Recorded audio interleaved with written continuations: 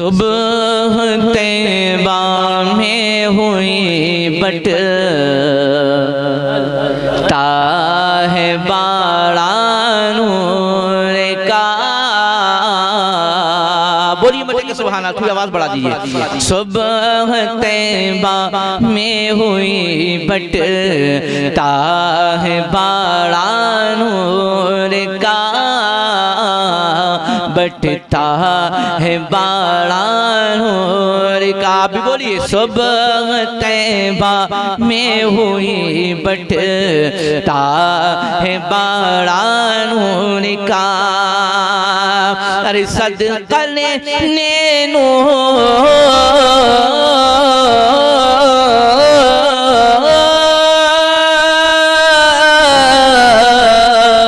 صدقہ لینے نور کا آیا ہے تارا نور کا. صدقہ لینے نور کا آیا ہے تارا نور کا. اور فرماتے میں گدا تو بادشاہ بھر دے پیالہ نور کا. میں گدا آپ بھی بولیے نا. میں گدا تو ہاتھ اٹھا کے. میں گدا تو بادشاہ بھر. کون کون حضور کا مانگتا ہے؟ بولو بتا ہاتھ اٹھا کے.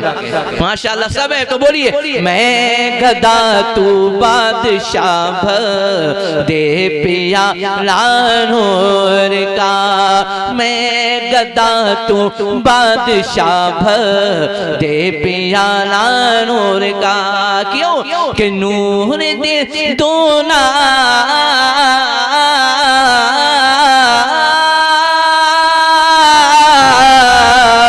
نور دے دونا تیرا دے ڈال صدقہ نور کا.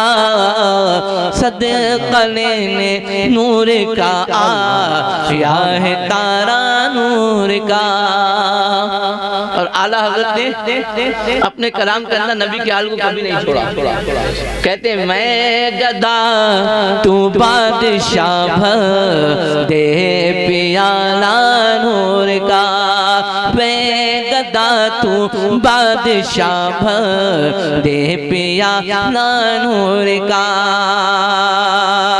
میں گدا تو بادشاہ بھر دے پیالہ نور کا.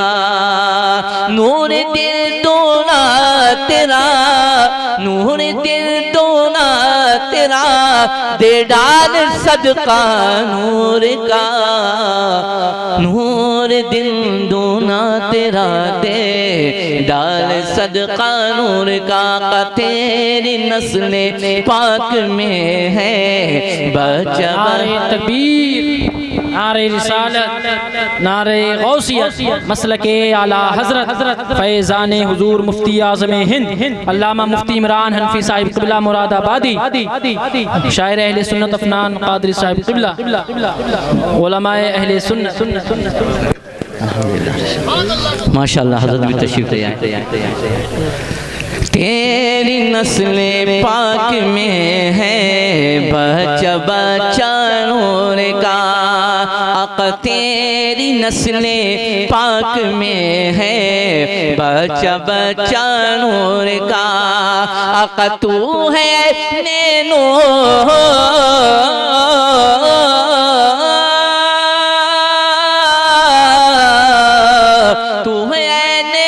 نور تیرا آقا سب گھرانہ نور کا. صدقہ لینے نور کا آیا ہے تارا نور کا. صدقہ لینے نور کا آیا ہے تارا نور کا. اشعار تو بہت ہیں، بس اپنے کلام کو ہم کرتا ہوں. اللہ پاک قرآن میں ارشاد فرماتا ہے کل نفس ذائقۃ الموت. ہر نفس کو، ہر جاندار چیز کو موت کا ذائقہ چکھنا ہے. یعنی اللہ نے جس کو زندگی دی ہے یہ موت بھی رکھی ہے. کائنات میں کوئی ایسا نہیں جس کے لیے زندگی ہو اس کے لیے موت نہ ہو. موت سے بڑی ایک ہی ذات ہے، وہ ہے رب تبارک و تعالیٰ کی ذات. آج ہم چہلم کے سلسلے میں اس محفل کا انعقاد کیا ہے. میرے پیارے چہلم کے سلسلے میں اس محفل کا انعقاد کیا. اللہ مرحوم کی مغفرت فرمائے، جنت میں اعلیٰ مقام عطا فرمائے. اللہ پاک قرآن میں فرماتا ہے کل نفس ذائقۃ الموت. اللہ پاک فرماتا ہے ہر نفس کو، ہر جاندار چیز کو موت کا ذائقہ چکھنا ہے. موت صرف انسانوں کی نہیں بلکہ کائنات میں جو کچھ بھی ہے سب کو موت آنی ہے. دوسری آیت میں اللہ نے فرمایا کل من علیہا فان. اللہ پاک قرآن میں ارشاد فرماتا ہے ہر وہ چیز جو زمین و آسمان پر ہے سب کو فنا ہونا ہے. وَيَبْقَى وَجْهُ رَبِّكَ ذُو الْجَلَالِ وَالْإِكْرَامِ. اللہ پاک فرماتا ہے ہر وہ چیز جو زمین و آسمان پر ہے سب کو فنا ہونا ہے لیکن اللہ کی ذات ہے جو باقی رہے گی. اللہ کی ذات باقی رہے گی، کوئی چیز نہیں بچے گی. اللہ نے جس کو پیدا کیا ہے سب کو فنا ہونا ہے. لیکن ایک بات یاد رکھنا، موت ہر کسی کو آنی ہے لیکن نبیوں کی شان، صحابہ کی شان، ولیوں کی شان ایسی ہے کہ انہیں موت تو اللہ کا وعدہ پورا کرنے کے لیے آئی ہے. ہم نبیوں کو، ولیوں کو زندہ ایسا مانتے کہ انہیں موت بھی آئی ہے. جو یہ عقیدہ کر کے زندہ مانے کہ انہیں موت نہ آئی ہے بلکہ ویسے ہی زندہ ہے انہیں موت نہیں آئے گی تو یہ سمجھ لیے وہ ایمان سے گیا. ہم ان کو زندہ ایسا مانتے ہیں کہ ان کو اللہ کا وعدہ پورا کرنے کی موت بھی آئی ہے، پھر اللہ نے ان کو ہمیشہ والی زندگی عطا فرمائی. اللہ اکبر. پتہ لگا خواجہ غریب نواز بھی قبر میں زندہ، غوث اعظم بھی قبر کے اندر زندہ، سرکار صابر پاک بھی اپنے قبر میں زندہ، سرکار والی سے پاک بھی اپنے قبر میں زندہ. پتہ لگا زندہ ہو جاتے ہیں تو مرتے ہیں حق کے نام پر. اللہ اللہ موت کو کس نے مسیحا کر دیا. پتہ لگا جو اللہ والے ہوتے ہیں انہیں اللہ کا وعدہ پورا کرنے کی موت آتی ہے، پھر اللہ رب العزت ان کو ہمیشہ والی زندگی دیتا ہے. آپ دیکھیے ہمارے گھر سے کوئی عزیز، کوئی بچہ دنیا سے چلا جاتا ہے، کتنا یاد کرتے ہیں، کتنا یاد کرتے ہیں. تیجا، 10واں، 20واں، 40واں برسی، اس کے بعد بھولنا شروع. لیکن آپ ذرا خواجہ غریب نواز کی ہسٹری پہ غور کیجئے. 800 سال سے زیادہ کا عرصہ ہو گیا. سرکار اعلیٰ حضرت خالد بریلوی علیہ رحمت و رضوان کو 105 سال، کتنے سال ہوئے اس کو سرکار اعلیٰ حضرت کی وصال کو؟ 105 سال. 105واں عرص تھا. آپ سوچئے کوئی ان کو بھلا نہیں پایا، کوئی ان کو بھلا نہیں پایا. کیا وجہ ہے؟ اپنے بچے کو، ہمارا خونی رشتہ، اس کو 1 سال سے زیادہ ہم یاد نہیں کرتے، بھولنا شروع کر دیتے ہیں. وہ تو اللہ بھلا کرے ہماری ماں بہنوں کا وہ یاد دلاتی رہتی ہیں کہ آج چچا کی برسی ہے، آج تاؤ کی برسی ہے، آج ابا کی برسی ہے. ورنہ ہمارے نوجوان بزرگوں کو اکثر بیشتر یاد تاریخ نہیں ہوتی ہے. میرے پیاروں وجہ کیا ہے؟ خواجہ غریب نواز کو صدیوں گزر گئی، غوث اعظم کو صدیوں گزر گئی، اعلیٰ حضرت کو صدی گزر گئی. کیا وجہ ہے آج تک ان کو بھلا نہیں پائے؟ وجہ اس کی یہ ہے جو اللہ کے نام پر مرتا ہے، وہ جو دنیا میں رہ کر کے اللہ کے دین کو اپنے قلوب کے اندر زندہ رکھتا ہے، جو اللہ والے اللہ کے دین کو اپنے قلوب کے اندر زندہ رکھتے ہیں، وہ دنیا سے جانے کے بعد بھی اللہ ان کے چرچے کو آباد کر دیتا ہے. اللہ نے فرمایا تم میرا ذکر کرو گے میں تمہارا ذکر کروں گا، تم میرا ذکر زمینوں میں کرو گے میں تمہارا ذکر آسمانوں میں. نعرہ تکبیر، نعرہ رسالت، نعرہ غوثیت، مسلک اعلیٰ حضرت علماء اہل سنت سید ریحان میاں صاحب قبلہ. پتہ لگا جو اللہ والے ہوتے ہیں، سرکار خواجہ غریب نواز صدیوں گزر گئیں، آج کیوں زندہ ہیں؟ آج ان کا نام ہم بھلانا بھی چاہے نہیں بھلا سکتے. کیوں؟ کہ انہوں نے اپنے دل کو یاد خدا سے زندہ کر لیا ہے. اور جن کا دل یاد خدا سے زندہ ہو جاتا ہے وہ جب تک زمین پر رہتے ہیں تب بھی زندہ رہتے ہیں، اور جب زمین میں چلے جاتے ہیں تب بھی زندہ رہتے ہیں۔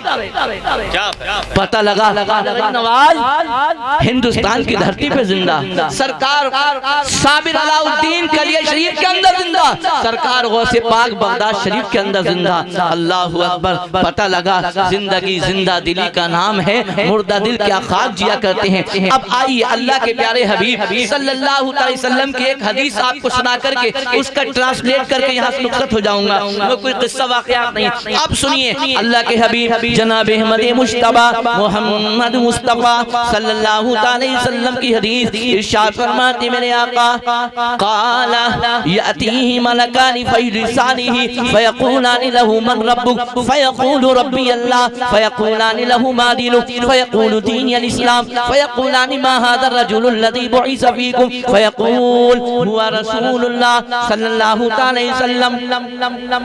یہ کیا ہے؟ کیا یہ حدیث رسول؟